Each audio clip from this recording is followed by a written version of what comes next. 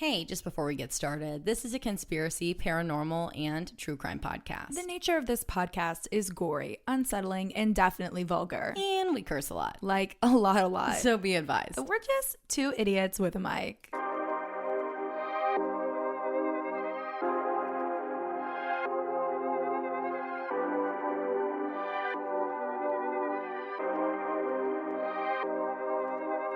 Yo, and welcome back to Creeps and Crimes Podcast. I'm Taylar. And I'm Morgan, and this is episode 88. I'm going to freak out when we get to triple dig. Can you imagine episode 100? Do you want to know what I think I want to do? No, I don't want to know. Triple dig. Yeah, I caught that. Dig. It was good. A play on words. It's I liked cute. it. I liked it. Okay. Yeah. What am I going to do? Do you have one guess? The case that you've been most I know requesting exactly from what me. it is. I know it's Andrew Basiago. It is Andrew Basiago. That's what I'm going to do. And I'm going to be pissed if you don't do it. I'm going to do it. I'll do it. I'm so excited. I'm so excited. I don't think I've ever been more excited about anything in the entire world. You're going to love it. You guys are also going to love it. Anyone that we know in life whose first name is Andrew, just know that we call you Andrew Basiago. Your name is Andrew Basiago. For some reason, we don't know. You know. You know. But you know how like people become characters in your life and you like give them a full name or like a random There's name? a couple Andrew Basiagos out there. Yeah, we have a couple of those. We also have a blank money man. And that's a whole nother person. I mean, we have a lot of good little terms for people that have just like came into our life and became just characters in everything that we do. For sure. But it is Pride Month. Happy Pride Month. Happy June. Pride Month. It is officially Pride Month and Tay Month. Oh, and Tay Month. And Tay Month. It's my birthday month. It's her favorite bitches. month, guys. It's my favorite month. June 27th, coming in hot. We're currently in. Are we in Gemini right now? Are we in Gemini season? I don't know. I do know I'm on the cusp of Gemini, and there's July Cancers and June Cancers. And you're at so the I guess beginning. it's Gemini. Yeah. So I guess makes it's sense. Gemini, and yeah, it's that time. It's that time of the year. Ooh. And I'm so excited. Mercury is a few away from being You know what? out of We retrograde. hate. Okay, let's talk about Mercury. We've got to for talk a about second. Mercury for a We second. act like we hate Mercury when it's in retrograde, and we do, but it always does us so good at the same time. It does. It's just the beginning is so hectic. Yeah. For us, we immediately know. And then like after we like get in the groove of things, Mercury's like, all right, ladies, like, I promised I was coming for something good. yeah, here I am, and here this is. And drops us a little something. Yeah. I'm like, just sprinkles on us. thanks, Just Merc. a little. We love it so much. Love you so much, Merc. Hate you. Hate it. Love it. Hate it. Love it. But before we get into our regular little spiel, that's going to be quick. We did want to let you guys know that we are going to be discussing the Buffalo and Robb Elementary School shootings at the end of this episode because we did not want to make it to where you had to listen to it or be exposed to that if that was not something you were in the mindset for currently. Yeah. So if you would like to stay, it's going to be after my story at the very end. And we will get on that more. But we wanted to kind of keep it in the beginning, fun and light. It's been a really dark past few weeks here in the States for those who are international listeners. And it's Pride Month, though. So we had to, bring it with some rainbow. We got to bring it with some rainbow. Yeah. And I literally will never go over the fact that we didn't do Pride Month merch. Guys, I've heard about it for the last 2 weeks. I literally am so pissed. I can't believe we didn't do Pride merch. Why didn't we do Pride merch? I've been preparing for Pride Month. I know. I've been so excited for it. And then it totally slipped my mind. But we're promising right now, tattoo it on our foreheads. Next year, season 3. You're going to get Pride merch from us. And we're going to find a place that we can donate a chunk of the profits, proceeding. Proceeds. There we go. To a local or national organization. And we're going to do that next year. But what are we going to do this month? Tell them what you're doing. Okay, guys. So for this month, I am dedicating all of my cases to LGBTQ plus cases that are either unsolved, undercovered, or something that really changed, a case that basically brought a lot of light into the way that LGBTQ plus cases were investigated. I just feel like there's just not enough podcasts that cover these cases. For sure. And we're gonna dedicate this whole month to it, just like we did in February with Black History Month. Snaps for Taylar. I would love to dedicate a whole month, but I'm not sure if you guys know, it's really hard to find some gay ghosts out there.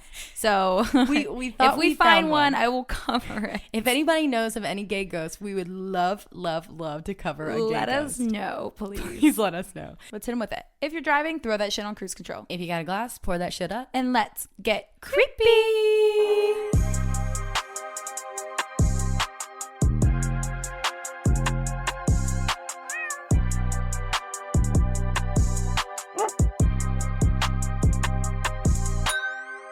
Oh, also, before we get into these cases, which Morgan has hyped hers up so much to me, I'm freaking out. I don't know what it is. You guys are literally be like, I fucking hate her. Can't wait. I'm so excited to hate you. You're gonna hate me. But we noticed the other day that we have a ton of new listeners. So welcome. Hello everybody. Thank you so much for joining us. If you listened to episode 1, I bet you're Why? shocked. I bet you're so shocked to hear us right now. You're like, wow, these mic qualities are amazing. Yeah, we've done our best, okay? But also, we noticed that only 10% of you, maybe 10 to 15%. What'd you say? Maybe less than 10%. Maybe, yeah. Literally follow us on social media. So Instagram and social media, really Instagram and Facebook, that is really where everything is in terms of pictures that we're referring to, links to all of these ads are also in the description. We do fun things out there. Yeah.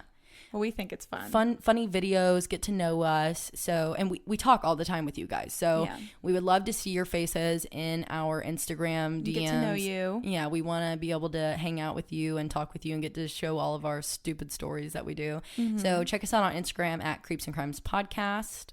And on Twitter at creeps_crimes. We haven't done this in so long. And on TikTok at creeps and crimes. Mm-hmm. And then on Facebook at Creeps and Crimes Podcast. And if you have a question, a creepy account that you want to submit, you can do that through our website, or you can send it to our email, which is creepsandcrimespodcast@gmail.com.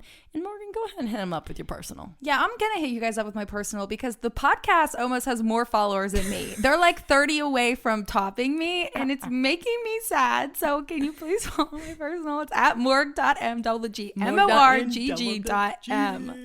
We haven't said if the podcast passes me, that's it. It's over for me. It's over. She quits the podcast. It's over for me. I delete my Instagram. So immediately go follow her right now. I'm just kidding. And mine is Taylar J with an A. That is TAYLAR.J. Oh no, not J. T-A-Y. It's TAYLAR.J. J.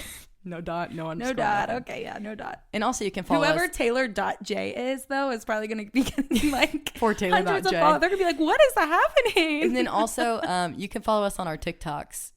Yeah, mine's TikToks. What is mine? Mine is Morgan Mounts 2. Is Morgan Mounts 3. Mounts? No, it's Morgan Mounts 3. Morgan Mounts 3. And then mine is Taylar Jane 98. Taylar Jane 98.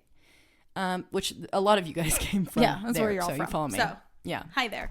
Okay, Morgan. I'm so excited to hear what you have. Are you nervous? A little? I'm nervous, but I'm doing excited. Something that I don't do often, and that's talking about like a cryptid. Oh my God. So it is officially summertime. It is June. It's June. Schools are out. What's a better way to kickstart the summer than getting refreshed when I talk about the legend of the Melon Heads? No fucking way. Have you ever heard of this? I've heard of the Melon Heads. I've never heard the entire story. Well, you are about to. Morgan, I'm going to freak. Isn't that funny? We need pina coladas. What are we doing? Wasn't that? I was like, I should bring a watermelon. Why don't we have drinks? It's summer, babes. I know. Should I go pour some drinks? Some pina coladas. If you like Oh, pause. Actually, I'm so sorry, guys. But before I start, no, you don't actually have to pause. I was actually putting the pause. You know our true fruits, the frozen things that we like. What are they called? True fruit. True fruits? Yeah. There's pineapple covered in white chocolate with coconut in between, and it tastes just like a pina colada. It is fucking amazing, You're Taylar. lying to me. Fresh Market. I'm going to the store right after Fresh this. Market. They're so good. I ate a whole bag in Logan like one got sitting. the strawberries. I don't like and them. milk chocolate. And I was like, what in the hell are you doing? He's banned from Fresh Market. He's done. He went to Costco once. And Costco. ruined it. And then he got cup of noodles. I don't like cup of noodles.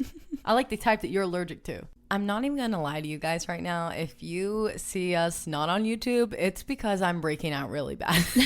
We got breakouts everywhere. We got breakouts going on. We got a lot of stress going on. And of course, it's happening because we're stressed about the events that we're a part of. Yeah. And now I'm going to be walking into a gender reveal, a bridal luncheon, a bridal shower with probably massive zits on my bachelorette face. party with massive zits all over my face. Massive zits all over our face.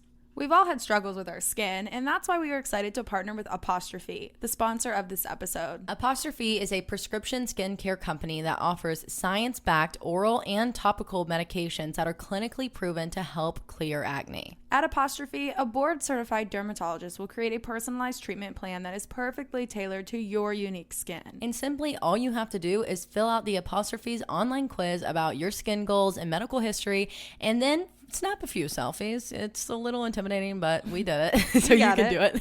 And a board certified dermatologist will create your customized treatment plan. Apostrophe treats all types of acne, from hormonal acne to facial acne, and even chest knee, back knee, and butt knee. They treat breakouts from head to toe.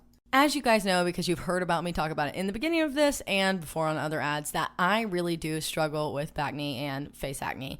And my main goal for this year was to get it cleared, and I've been working really hard to do it. I've been using my Apostrophe medications every single night as I'm instructed, and I love the way my skin looks, feels, and I just feel really comfortable in it. Me too. And my number one goal for this summer is to use a dermatologist certified sunscreen. Yes, and I've been loving my sunscreen. I'm so worried about skin damage and wrinkles, and me too. That is my one goal, is to use it chest. religiously, because it should be not even just summertime, year round, but year round. I'm really going to focus hard on it this summer. Me too. And I don't know why I'm so scared about my chest right now. I put sunscreen on before I go to bed. That's how scared I am about my chest. The moon burn. I just don't want a wrinkly chest. So if you're just as anxious as us, we have a special deal for you. Save $15 off your first visit with an Apostrophe provider at apostrophe.com/creepsandcrimes. when you use our code CREEPSAndCRIMES. This code is only available to our listeners. Exclusive. To get started, just go to apostrophe.com/creepsandcrimes and click begin visit. Then use our code CREEPSAndCRIMES at sign up and you'll get your first visit for only $5. That's apostrophe.com/creepsandcrimes and use that code CREEPSAndCRIMES to get your dermatologist crafted treatment plan for $5. And we thank Apostrophe for sponsoring the podcast. Okay, I'm getting started. Okay, sorry, go into the case. Alrighty. So Melon Heads are creatures whose legends have infiltrated the nightmares of children and terrorized local townspeople for years. There are 3 different variations of the legend of Melon Heads that are spread across 3 different states: Michigan, Ohio, and Connecticut. Melon Heads, though, what are they? Yeah. And I keep wanting to say lemon heads like the candy, but that's not Lemon it. Heads. Picture a child with an abnormally large head. Like, I'm talking like they looks like their brain's almost outside of their head. Oh, God. Like, so large that you're kind of wondering how the fuck could that come through a birth canal? You know? Oh, no. Melon heads are childlike humanoids with oversized heads. Their heads are very like veiny. They have like very minimal hair. And it's like the good word to use is like bulbous. Oh. I don't know. I got that on Wikipedia. I had to look it up. I was like, that's a really good word. I hope people know what that means. No hate to all of our real life bald melon heads out there, but gross. We love our melon heads. We love you, melon heads.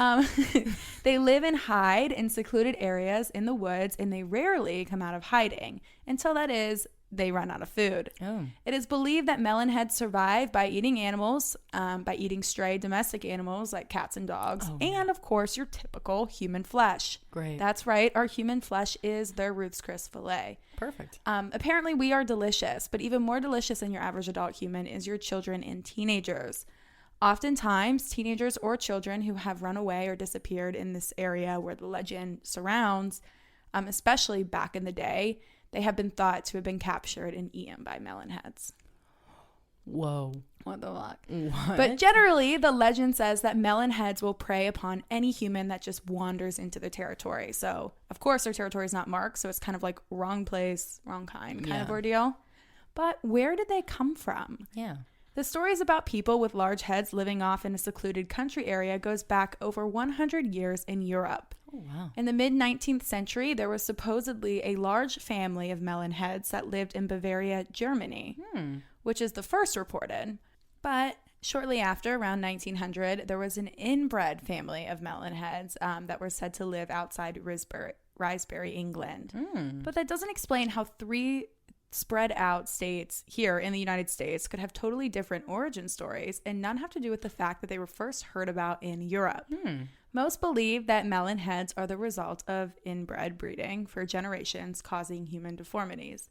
But this is the United States we are talking about, so of course there is always the theory that melon heads are the result of government testing on humans gone wrong and left abandoned to fend for themselves. Many believe that these creatures are the result of some time ago, a secret government project that involved like strange experiments on human subjects. And whatever they were testing, it resulted in the subject's head swelling to enormous sizes. Oh. But like any good government conspiracy, the best thing to do would be to cover it up and come up with some crazy origin stories. Right. So let's dive into each state. First, we have Ohio. Ohio's origin is pretty fucked up. There are 2 variations of origin for the legend of melon heads in Ohio, both of which focus in on one doctor named Dr. Crow. In the first variation, Dr. Crow worked at a psychiatric facility in Kirtland, Ohio.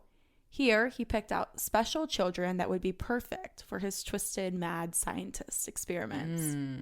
These were torturous experiments where he would inject chemicals into their brains, causing their craniums to substantially grow. Dr. Crow was also huge on lobotomies, which would leave these poor children in a state of like mental anguish. And because of their abnormal growth, the children then developed something called hydrocephalus, which is a buildup of fluid in the cavities deep within the brain, which often leads to brain damage. I know, so sad. Eventually, after years of abuse, the melon heads brutally killed Dr. Crow, burned down his facility, and retreated into the woods to live in isolation. Why does that sound like the entire plot of Stranger Things? Whoa. Are we on to something? We're on to something. Oh, my God. The second version of Ohio's origin involves Dr. Crow, yes, but mainly focuses on his wife. During this story, Dr. Crow and his wife are living in an isolated cabin in the woods and were asked to care for a group of children that were sick with hydrocephalus, which is a disease that affects the cerebrospinal fluid, causing the head to swell. Mean fucks from the town began calling the children melon heads, or referring the family in the woods as the Melon Heads, and the name stuck. Mrs. Crow began to see that the nickname was hurting the kids' feeling. I mean, hell yeah. Yeah, it is. And in turn, pulling the kids closer to her and sheltering them from the evil outside world. The day that Mrs. Crow passed away, one of the 2 humans that loved them for who they were, the children immediately felt lost. They were breaking down. They were panicked, and they started to begin to throw tantrums. I don't know why I'm getting lost in my words. Anyway, they ended up knocking over a kerosene lamp, setting the entire cabin on fire, killing themselves, Dr. Crow, and sending the cabin to ashes. In this version of the story, the Melon Heads of Ohio are the ghosts of the children who burned to death in this cabin. So they're just ghosts. Isn't that just crazy? ghosts. Yeah, they're not cryptids. Also, this is notable to mention, this does not pertain to the Melon Heads, but there is very gruesome legends that surround the same Dr. Crow. So I think it's important to share. Trigger warning. It is believed that Dr. Crow was performing illegal abortions in his cabin. During this time, apparently he was like some serial baby killer, during his spare time. Like a baby killer in the way of like he was doing it for separately. women. Like in his spare time, he would go kill babies. Like not abortions. Alive babies. Yeah. Not abortion. I was about to say, I'm like, he was honestly doing the Lord's work in the beginning, but then he went and started murdering babies. Yeah. He would then bury these babies that he killed around his house around his property. Many say that his cabin is now haunted. The basement is filled with echoes of cries from the departed babies, as well as the area around the cabin. The legend is so known that the bridge near Dr. Crow's cabin is named Crybaby Bridge, which is kind of fucked up, Ohio. That is so bad, Ohio. That is so messed up. Ohio, What, babes? Crybaby Bridge. Let's rename that. Like, really? That is messed up. Let's change that. I'm sorry. That is so bad. The next location we have is Michigan. In Michigan, the legend starts at the Felt Mansion in Holland, Michigan. The Felt Mansion was built in 1928 by Dorr Felt as a summer home for his wife, Agnes. But in August of 1928, that same year, Agnes fell ill and suddenly died at the estate. Dorr was then remarried less than a year later, which that's not surprising Not in the 1920s. But the new wife hated the summer estate. She was not about it, and she preferred to live in the OG home that was located in the city of Chicago. Okay. Dorr Felt died 2 years later in 1930 and left the estate to his children, who kept it for 19 years. In 1949, the Felt children sold their father's estate to the Chicago province of the Augustinian Order of the Catholic Church, which then turned the mansion into the St. Augustine Catholic Seminary Preparatory School for boys. It served as a chapel and housed both priests and students. In 1977, the Felt estate was purchased by the state of Michigan, who then used it as a police post and converted the school building into a jail, the Saugatuck Dunes Correctional Facility. The prison was closed in 1991, and in 1995, the state sold the 44-acre estate to Laketown Township for $1. With the stipulation that the mansion be preserved and owned and operated by the public. Currently, the property is listed in the National Register of Historic Places. Wow. The Felt Mansion and its property is the number one hotspot of the Melon Heads in Michigan. It's the hangout place, if you will. According to the legend and word of mouth spread by generation after generation, the Felt Mansion was once a hospital, even though this was not ever documented. It was treating hydrocephalic children, what they called back then waterhead syndrome. But once found out by officials that it was an unlicensed hospital ward, they were forced to close down, leaving the children nowhere to go but the area surrounding the mansion. Another version of this is the Junction Insane Asylum that was near Felt Mansion.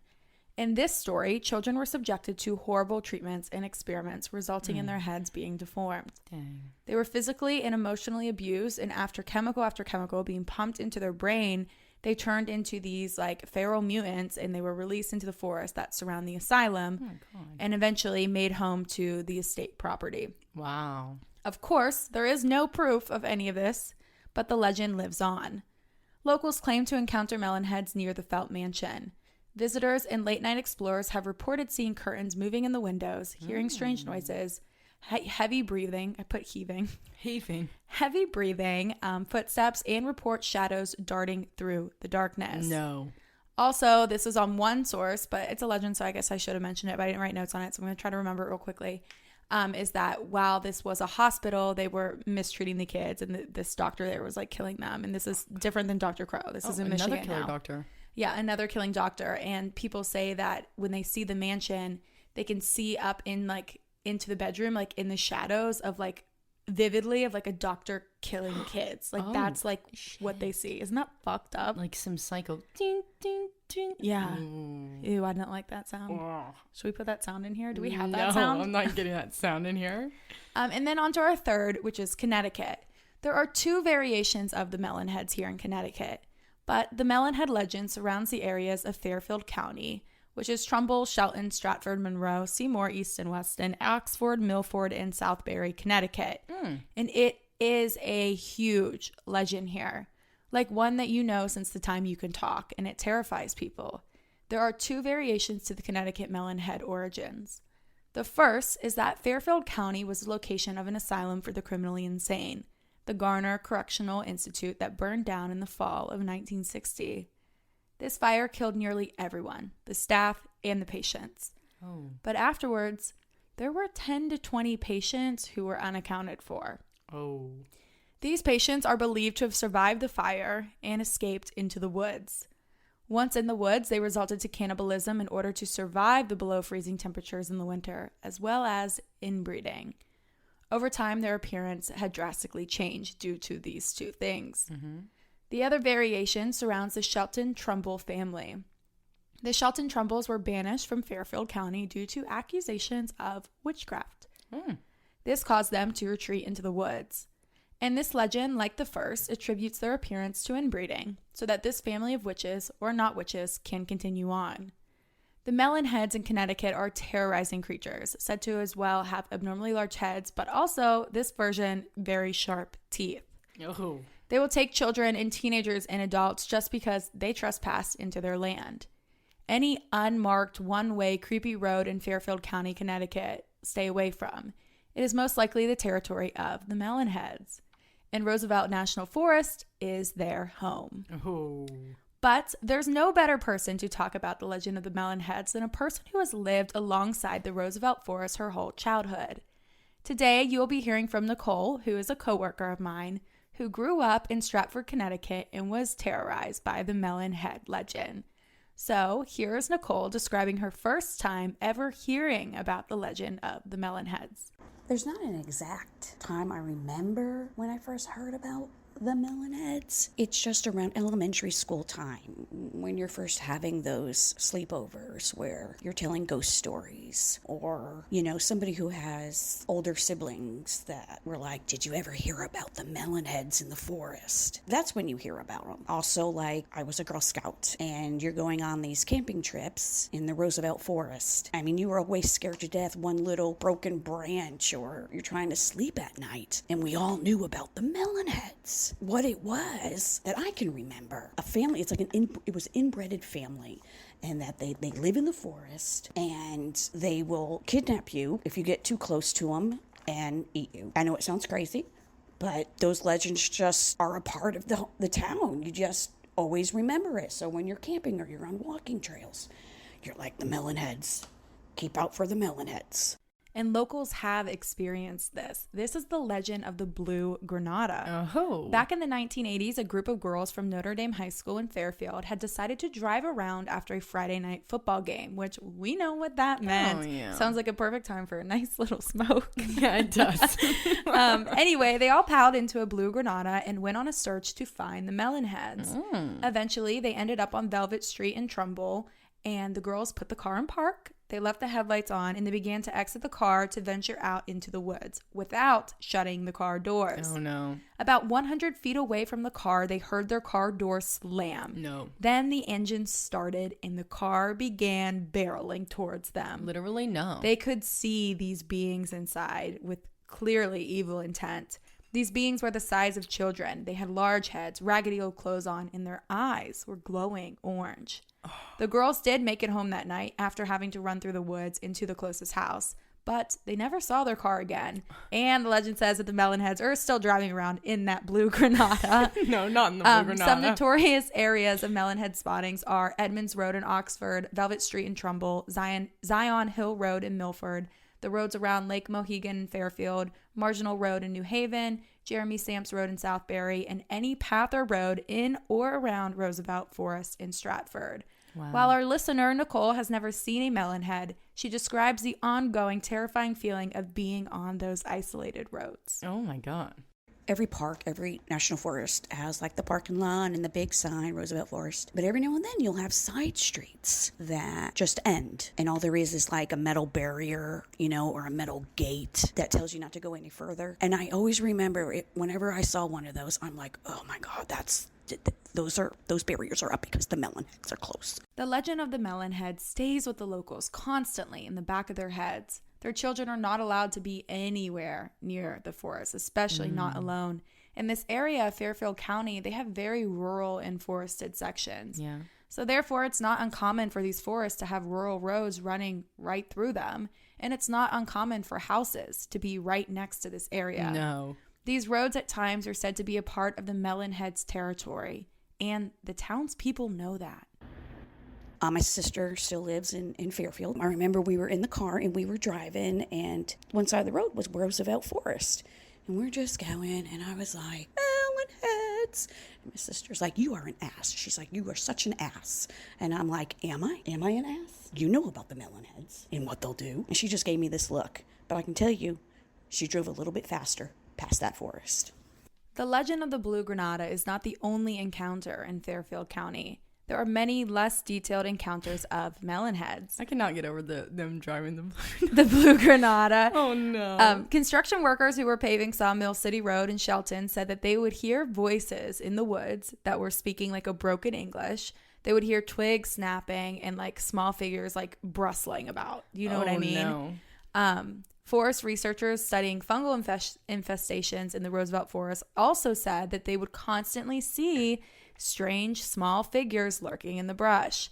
It freaked some out so much that they didn't finish the job. Oh, no. Whether melon heads are real or not, who knows? But it makes for a fun legend to pass down through generations. Before I jump into some testimonies from the Ohio melon head locals, let's hear one last time from Nicole on whether she believes in her local legend, the melon heads. Do I still believe? Yes and no. I mean, it's just a part of living in the area. Like I said, with when I was with my sister, you know, it's still in you. It's possible. You can't say it's not. You know, there's always some, you know, I don't know if there's not an inbred family living in the middle of the forest that eats kids. Can't disprove it, but I think anytime I'm home and I drive by the forest, this legend will always be in my head, and I'll always say it out loud, just in case there's little kids around me that want to know. I'll be like, oh, let me tell you about the melon head legend. Nicole's just out here trying to terrorize kids. Let me tell you about the melon head legend. She is straight up prepared to ruin a kid's night. She's to ruin their life. She's like, you want to know? Let me pull this out real fast. Oh my gosh. Thank you, Campfire Nicole. stories with Aunt Nicole are a no-go. Thank you, Nicole, for giving us a little insider information on the melon heads. I loved it. Thank you, Nicole. Before we switch over to you, Taylar, I'd like to read just 2 testimonies from Paul and Tony who live in Ohio. Okay. These testimonies were pulled from WeirdUS.com. The first one is from Paul. He says, at Wycliffe High School in the mid-60s, we heard a different version of the melonhead story. Some kids were driving around one day and saw a melonhead watching them from the side of a country road. They stopped and the melonhead ran into the woods. They followed deep into the woods and came to an old farmhouse. On the porch sat a middle-aged couple and several melonheads. The kids had asked what was going on, and the man explained that he had been a nuclear scientist during World War II. Oh. After the war, he married, but the exposure to radiation caused all of his children to be born as melonheads. Oh. The government gave him a lot of money to keep quiet and bought this secluded farmhouse where they could live out their lives away from prying eyes. He asked the kids to tell no one what they'd seen and never to return. Someone told this story at a party in the summer of 1964. Someone else thought they knew where the melonheads lived, so we all crammed into cars and headed out to find them. We got stopped by the police on Waite Hill. When they found out where we were going, they gave us a stern lecture that there were no such things and that we should tell all of our friends that there were no melonheads. And why are you all torn up about it? We were taken to the police station where we had to call our parents to come and get us. What? We all agreed that the police were so intense in trying to convince us that there were no melonheads that there had to be melonheads. For sure. If not, why were the police so upset that we were looking for them? Right. From Paul. Listen up, people. There is no one-size-fits-all solution when it comes to hair care.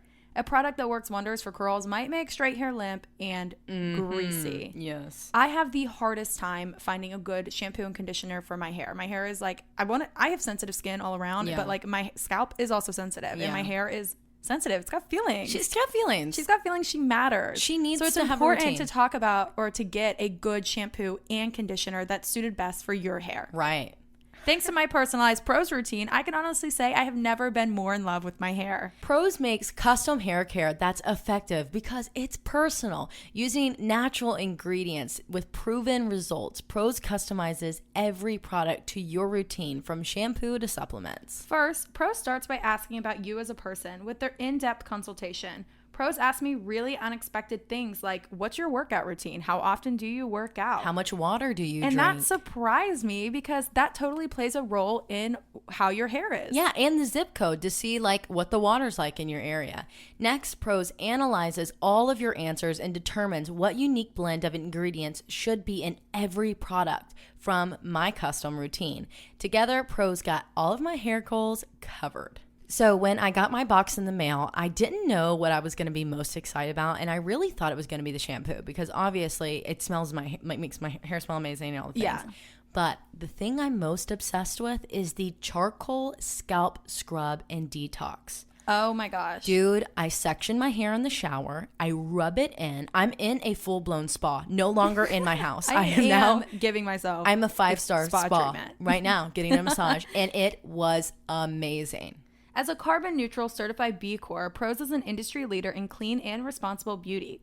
All their ingredients are sustainably sourced, ethically gathered, and cruelty-free. They're also the first custom beauty brand to go carbon neutral. And if you're not 100% positive that Prose is the best hair care you've ever had, they will take back the product with no questions asked. Prose is the healthy hair regimen with your name all over it. Take your free in-depth hair consultation and get 15% off your first order today. Go to prose.com/creepsandcrimes. That's prose.com/creepsandcrimes for your free in-depth hair consultation and 15% off. And they sponsor the podcast, so go check it out. Link is in Prose. all of our bios. Thanks, Prose.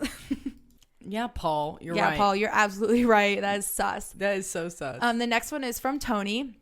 He says, my name is Tony, and I recently had an experience with the Melon Heads. It was on October 5th, 2001.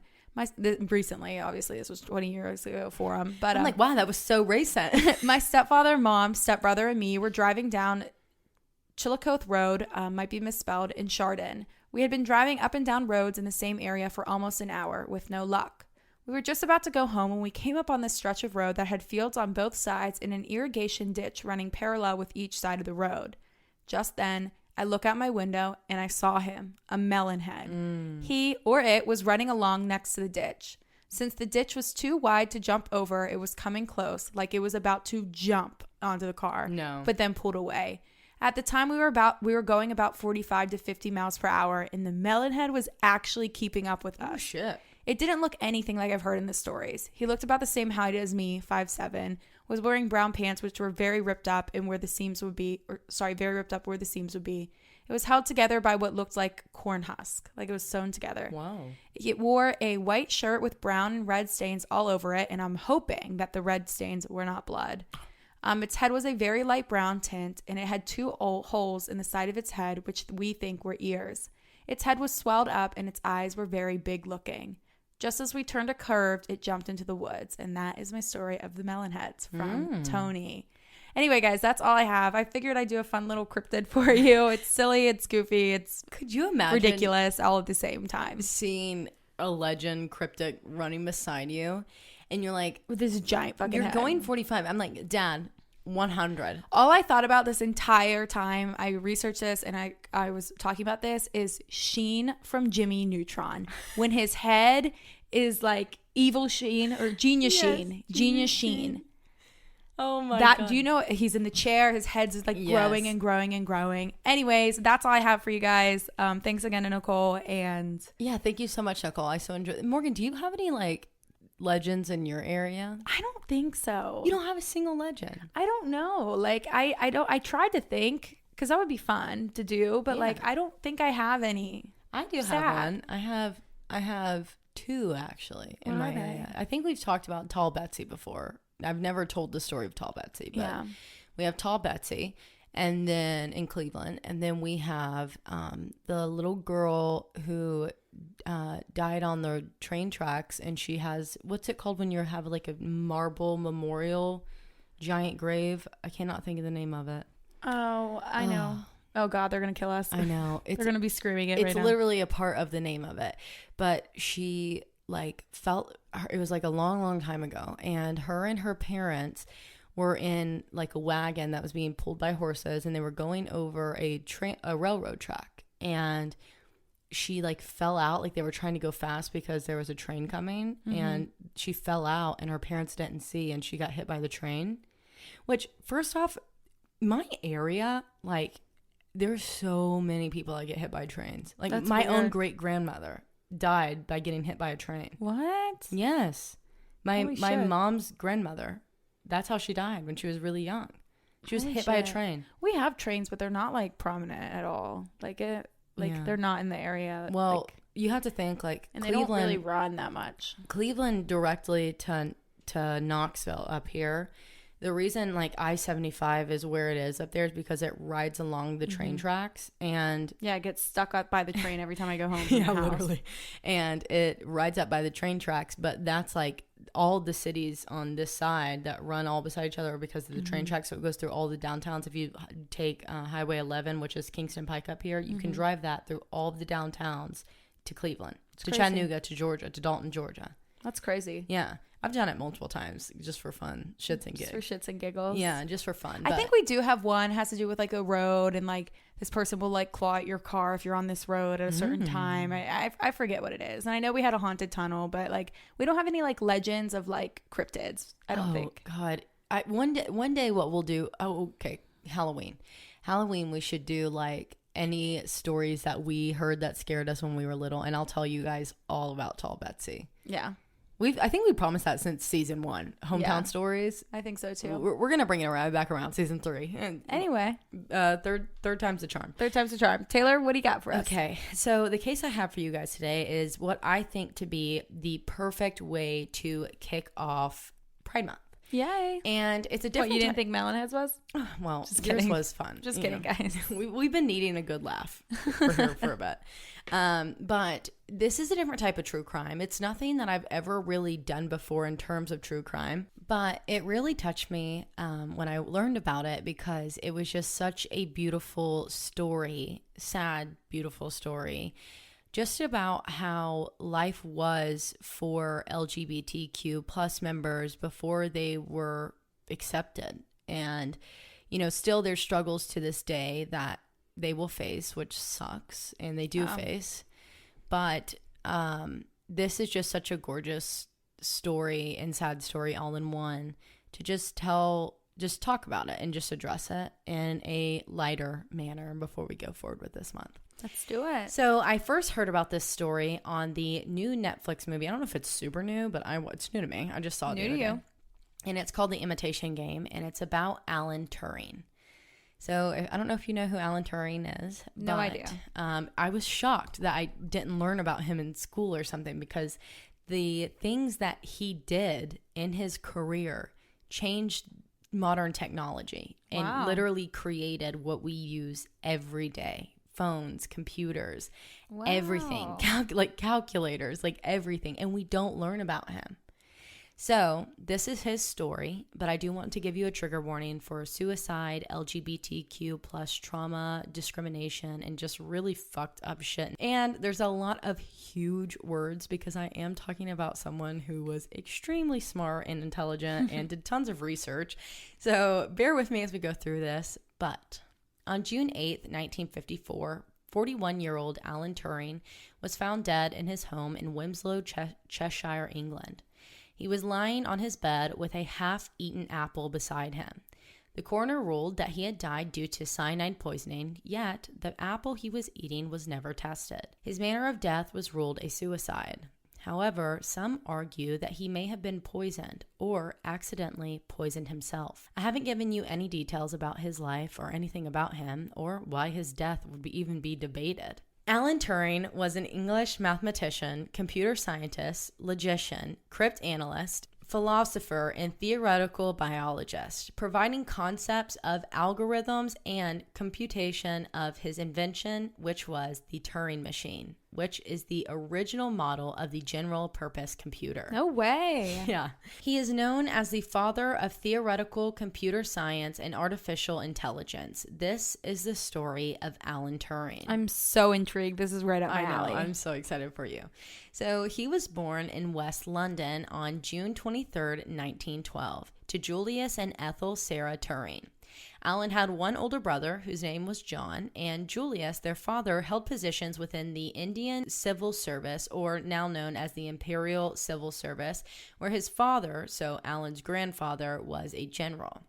Because of this, both Julius and Ethel Sarah had to travel between Hastings and India, and Hastings was in the UK. And during these trips to India, Alan and John would end up staying with this retired army couple who were family friends with them.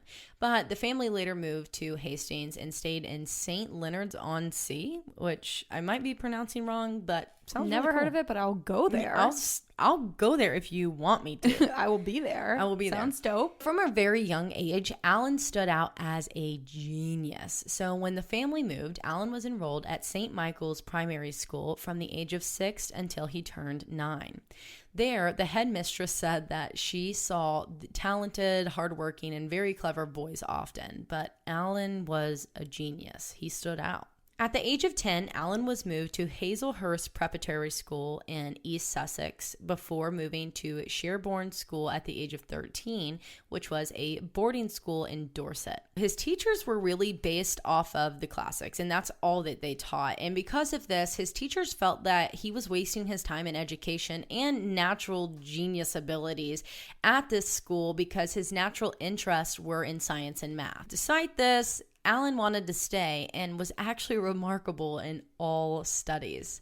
In 1928, when he was only 16, he was introduced to the work of Albert Einstein. Whoa. And he was absolutely mesmerized, unlike any other person basically in the world, but mainly in his school. I would love to be a genius just to see how my brain rolls. I would be scared to death to be a genius. I wouldn't want my brain to function on that level.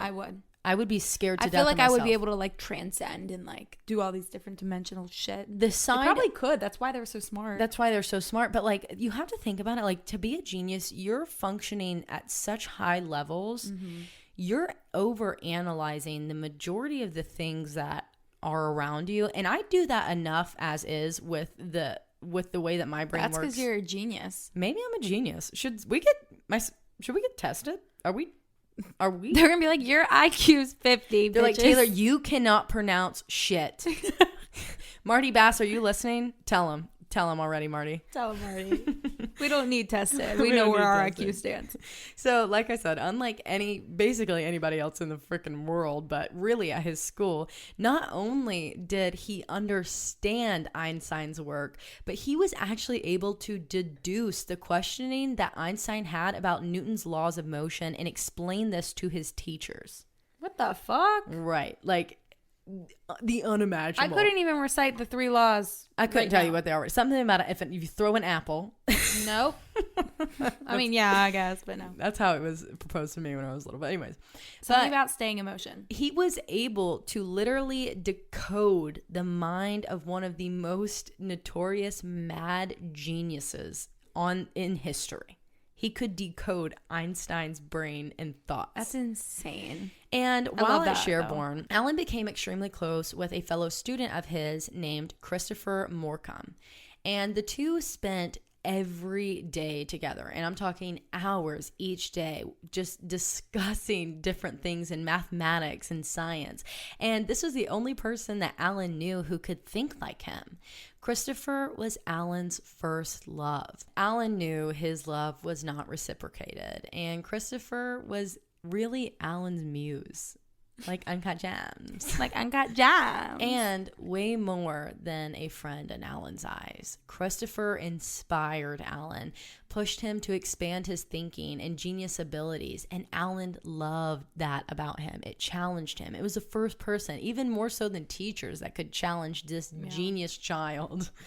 And one day, Christopher just didn't show up for classes. Alan waited and waited for him to return, but he never did. Alan knew that Christopher was sick, and it wasn't something the two spoke about often. But in February of 1930, Alan was told by the school's headmaster that Christopher had passed away of tuberculosis. Oh my gosh. Isn't that so sad? It's so sad. Alan was devastated, and he grieved by working and diving way more into these topics of science and math that him and Christopher were both interested in.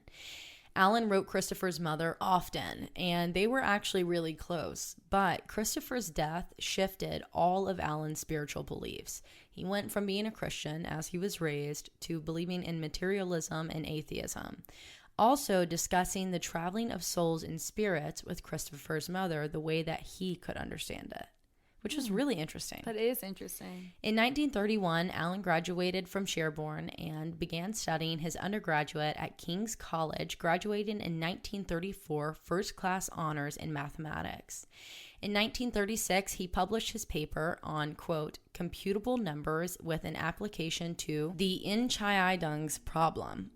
Wow. Question mark. That is one word. I'm not kidding you. That is one word. I'm Inchiidoms. so proud of you. Look up that That is pronunciation. supercalifragilisticexpialidocious. That was wild. That was awesome. But in the proceedings, so he published this in the proceedings of the London Mathematics Society Journal in 2 parts. So in this paper, he proved that his universal computing machine would be able to perform any conceivable mathematical problem through algorithms.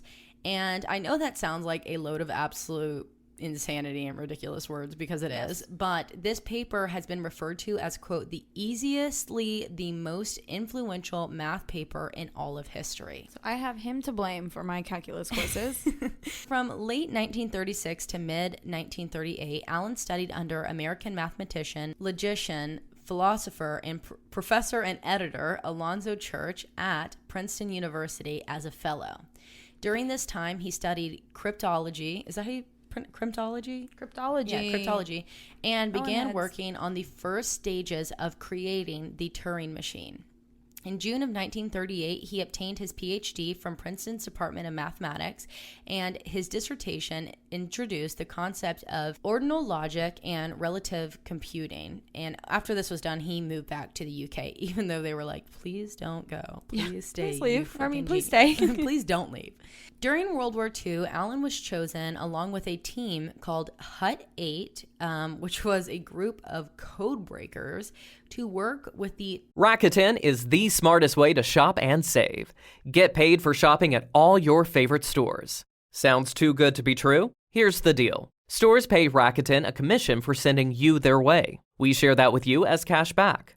Rakuten deposits your cash back directly into your PayPal account, or, if you prefer, can send you a check. Everyone wins. Get cash back at over 3,500 stores in every single category, like fashion, beauty, electronics, home essentials, travel, subscription services, and so much more. There's a reason Rakuten is the #1 cashback shopping companion. Don't believe us? Just ask Rakuten's community of over 15 million members. Rakuten finds you deals on more brands, apps, and services, making shopping a breeze. It's a no-brainer. Membership is free, and it's easy to sign up. Start all your shopping trips at Rakuten.com, Rakuten.com, or get the Rakuten app and start saving today. At the top secret Bletchley Park in order to penetrate the secret cipher communications of Axis powers. My brain is hurting. Right. So in Hut 8 was a building that was a part of this section, section that was a part of the Government Code and Cipher School, and it consisted of 19 code breakers. And the work that these code breakers did was actually able to shorten World War II by approximately 2 to 4 years. Because of all of the ciphers they intercepted.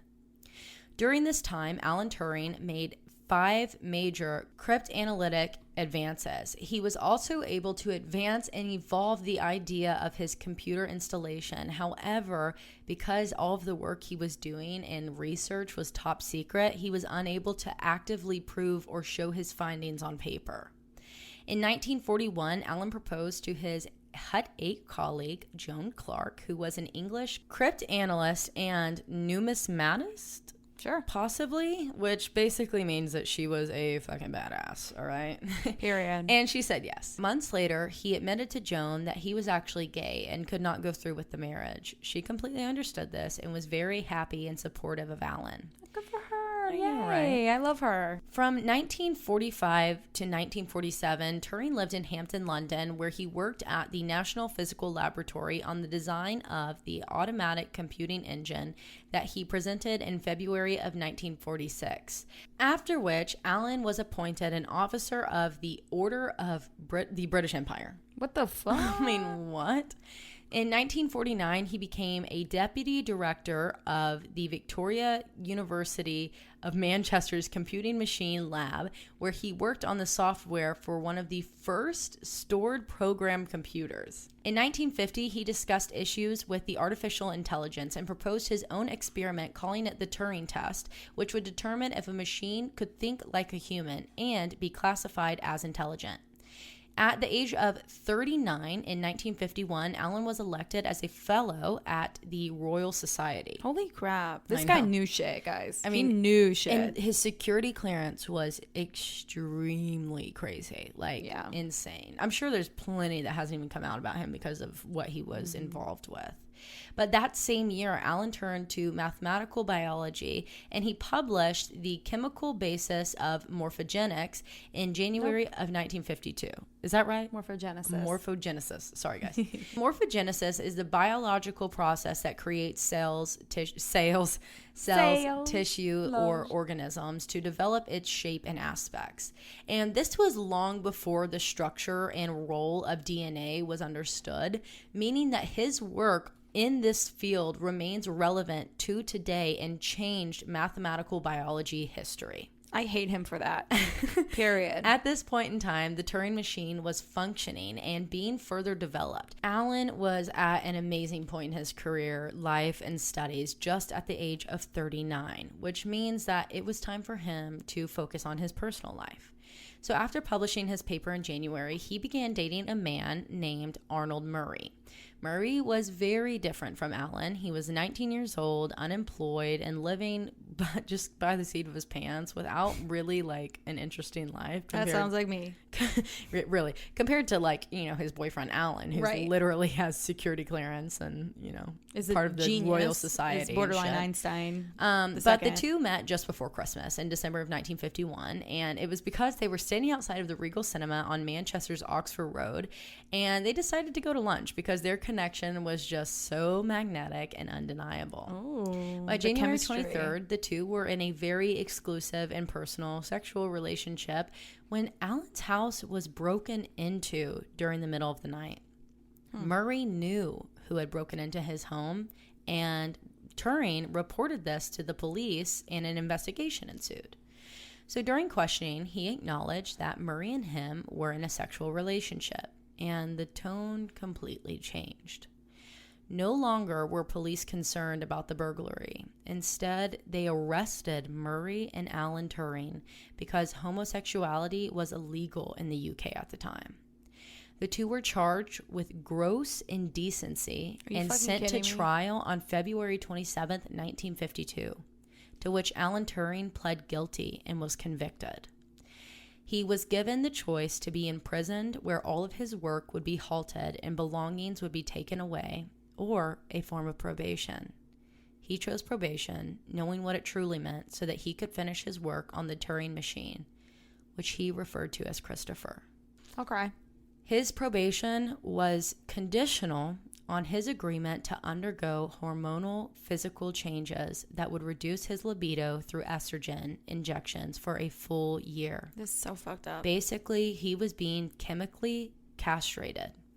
Alan Turing's security clearance was stripped from him, and he was barred from being able to continue his work with the Cryptographic Consultants Agency through the government communication headquarters, and denied entry from ever entering the United States.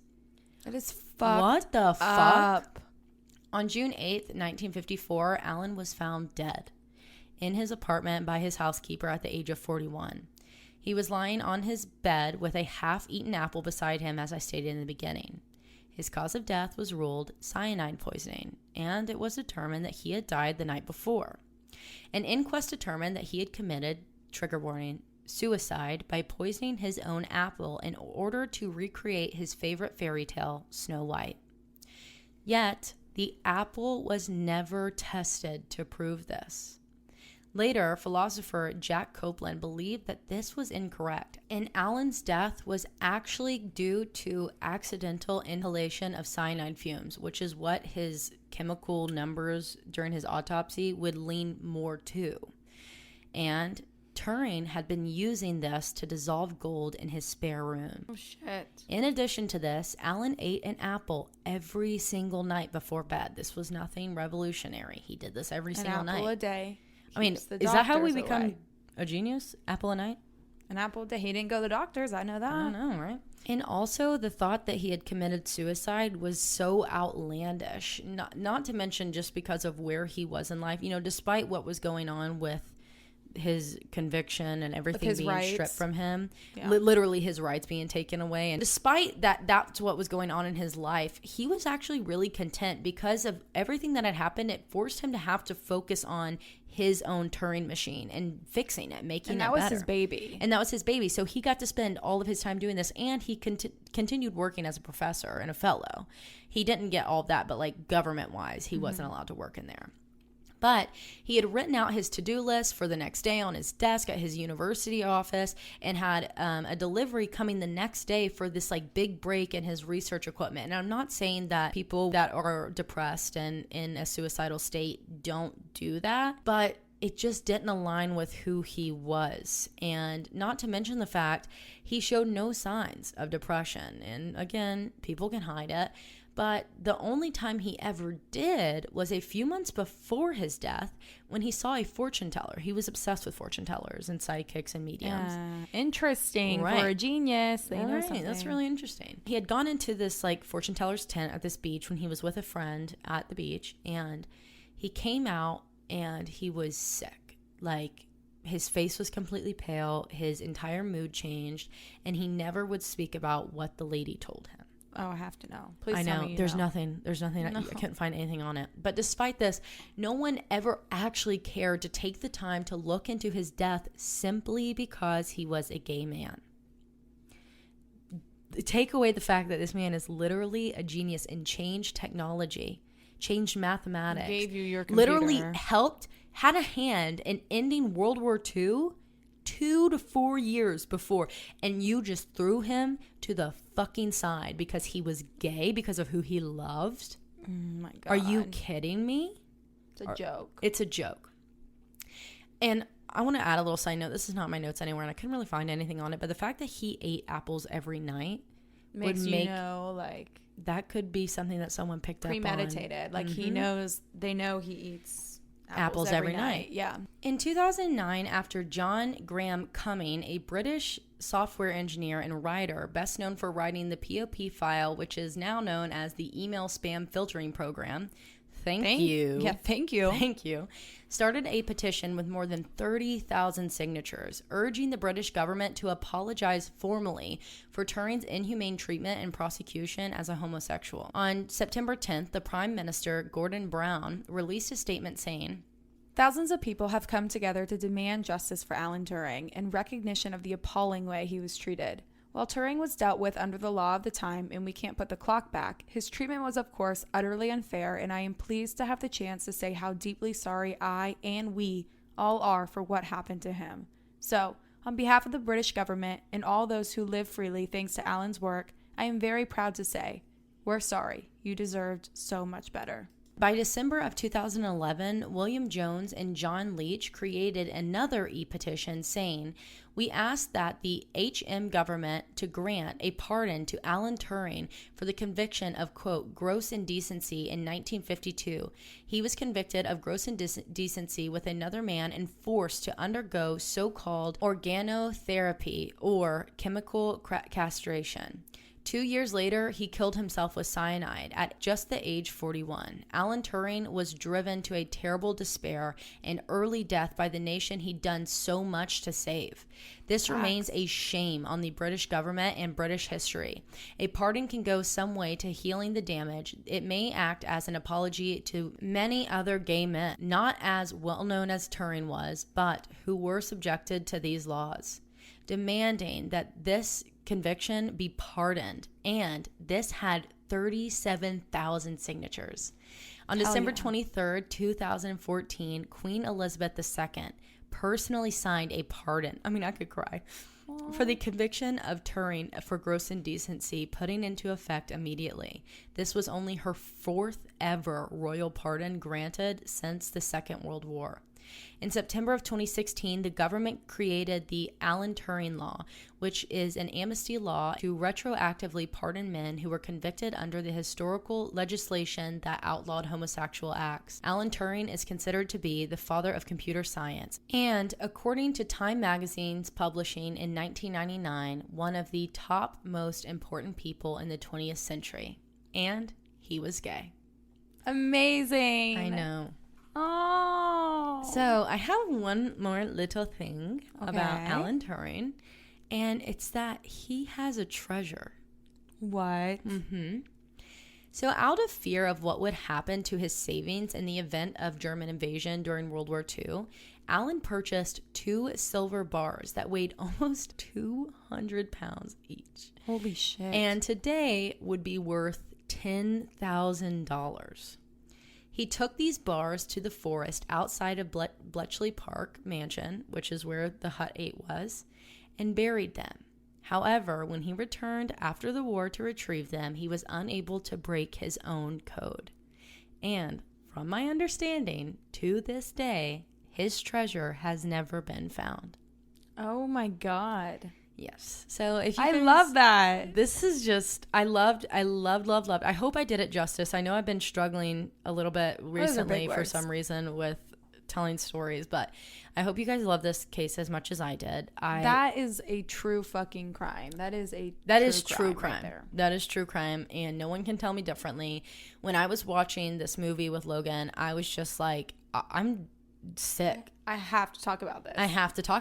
I cannot believe. I mean, I've never even heard of him. Like, that's crazy. I've heard of the Turing machine. Yes. I've never once heard of Alan Turing. It is a giant, huge piece of history. Advance and piece of history that wasn't even corrected until 2014, 2009 to 2014. Good for the queen. So that's the case of I Alan loved it. Turing. I loved it. I'm glad you loved it. I loved it too. I just think his story is so beautiful, but it's so sad. Yes, it is. And to have the ability to be able to discuss someone who was just that influential in history is amazing to me. Yep. So absolutely. I promise I'll get back to some sort of a normal version of true crime that you guys like, but I just felt like we kind of needed a second to breathe.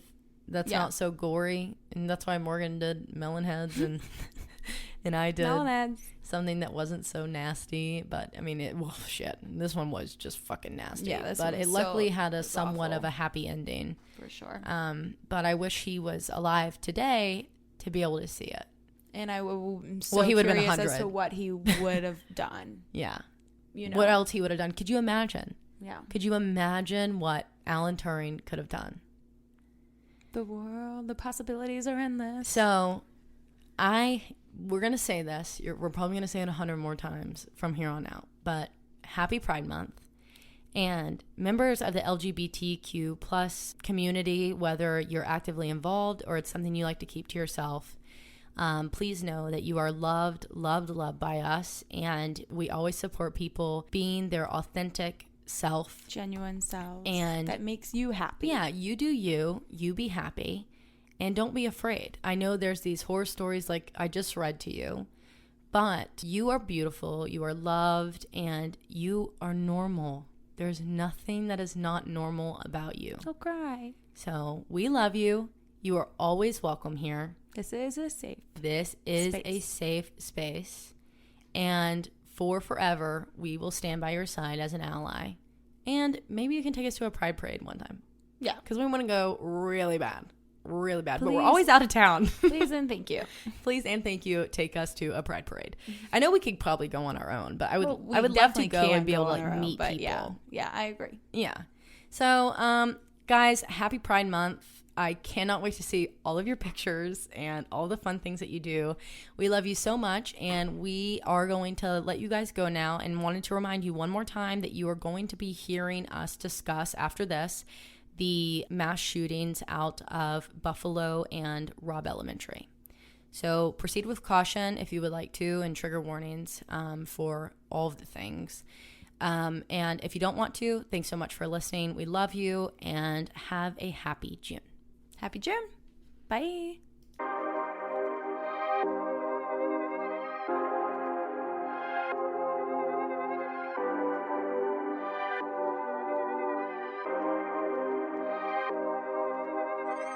This last couple weeks here in the States, because we have some out of country listeners. Some international listeners, it has been really hard on everybody. Yeah, it really has. And let's just kind of talk about it, because we gave you guys a disclaimer in the beginning of the last episode that came out, because we record our episodes a week before they go out, and we had obviously no idea of what the climate would be at that point. And it's really hard for us to talk about. And we even thought about putting out a bonus little discussion about it, but we just haven't been able to comfortably get our thoughts together. And even now we're struggling. But the last few weeks, the first few weeks of May in 2022, there are 2 mass shootings, one in New York, one in Texas, which is just absolutely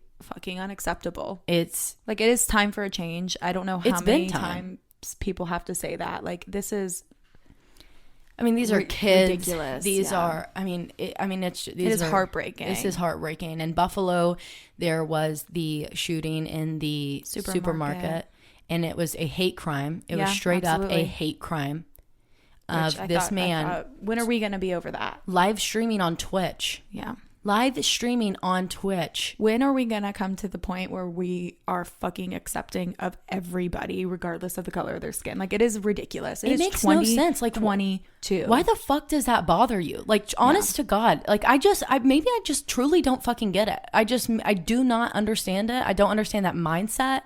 Mm-hmm. That's just not the way I was raised. That's not the way that I think. That's not the people I surround myself with. I just don't get it. I don't get it. And what did that one article say? That he held the gun up to a white he held the gun cashier up to the white clerk and said, "I'm sorry," and then turned the gun. He fucking apologized and put the gun down because it was straight up a hate crime, screaming racial slurs the entire time as people with their kids and their family are hiding in the break room and streaming on Twitch. And they were like, it got taken down in 2 minutes. I'm like, it doesn't matter.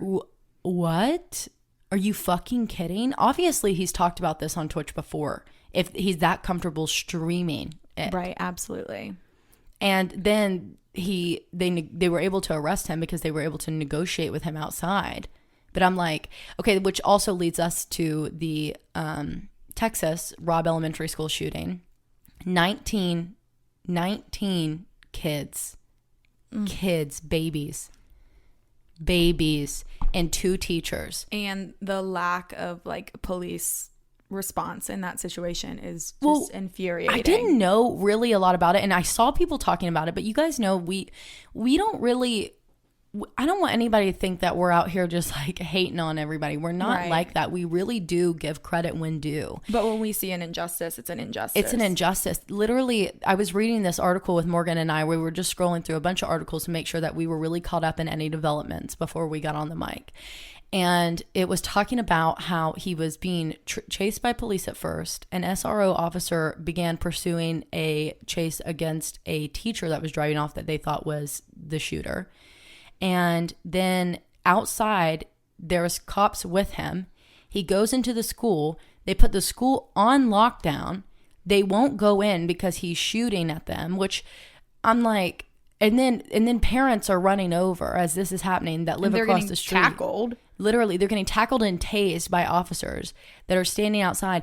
I told Morgan, I said, listen, if my baby, my sister, your kids, like my niece, my nephew, someone that I loved was in that fucking school, the murder I would commit outside of the school to get in, to get my baby, to kill whoever the shit was hurting them and their friends and their classmates and their peers, I would literally murder people to get in. And I wouldn't give a fuck.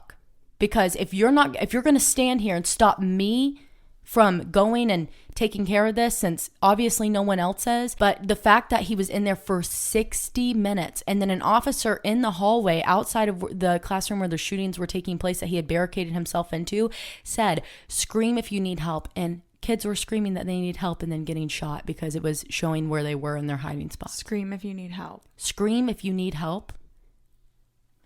Do any other countries have lockdown drills? Do you guys do lockdown drills? Do you have school shootings? Obviously, no. I mean, literally, I watched this documentary. The United States owns 40% of the guns that are in the entire world, and it's owned by civilians. Yeah, I believe that. And then they were like, well, and we're not over here like, take your gun, take all the guns. Like, we're not like, No. We're not against, well, The right to bear arms. We're not. I mean, we're I'm not. We don't love guns. You obviously know that about us. We don't love guns. We don't like being around them. We don't want to, but we can't even tell you what a fucking name of a gun is when I'm telling you a story. But the thing is, and we actually had a conversation about this with one of our listeners who messaged back to us, and it was basically saying like, okay, well, what will these laws and policies that you're proposing do? And in my opinion, I think it should be 10 times harder to get a gun in the United States than it should be to get a job, to get a house, to get a car, to get approved for a loan. You should not be able to walk in, buy a gun, and walk the fuck out on your 18th birthday. And the fact that it's different, that's what the killer did. He literally bought it on his 18th birthday, bought 2 assault rifles on his 18th birthday, and just walked out, and then went and did this. So I think it should be 10 times harder to get a gun. I think that you should have to have recommendations. You should have to have a co-signer to get through it. Yeah, you should have to have a co-signer who would then be held accountable if you ever did some crazy shit like this. Because, and you should have to have like a medical recommendation. Yeah. Because then that helps people to stop harming themselves and others. Yeah. I mean, I agree. There should just be a ton more. Yeah, it needs to be. I mean, this laws were put into place in the freaking 1800s. Like this, we don't live in the 1800s anymore. No, you know, we don't. We have when security those laws systems were put into place. There wasn't automatic weapons. There wasn't. No. And also on top of all of that, like on top of all of the whatever, you should have to say like, okay, what am I going to be using this gun for? Are you a hunter? Okay. Great. Dope. Let me see your license. Let me see your hunting license. Perfect. You're great. Yeah. And we did this whole check. You're good. Yeah. But it just shouldn't be as easy as buying a fucking candy bar to buy a gun. Something that is a death machine. Change needs to happen. Unfortunately, I don't see Texas making any sort of change because it's Texas. But I mean, literally. Texas is trying to literally be their own country. So by all means. And also, it shouldn't be by state. Yeah, like, I agree. It should be be a unanimous. Yeah. Like, if you're a part of the United States, these are your gun restrictions and laws. Period. Because, that's fucking crazy. Yeah. That is insane. You're telling me that literally we have people in prison for buying weed. Mm-hmm. And we're like, you cannot buy and sell weed. But if you want to buy and sell a gun, you got it. Yeah. It's fucking ridiculous. It's enraging. It's sick.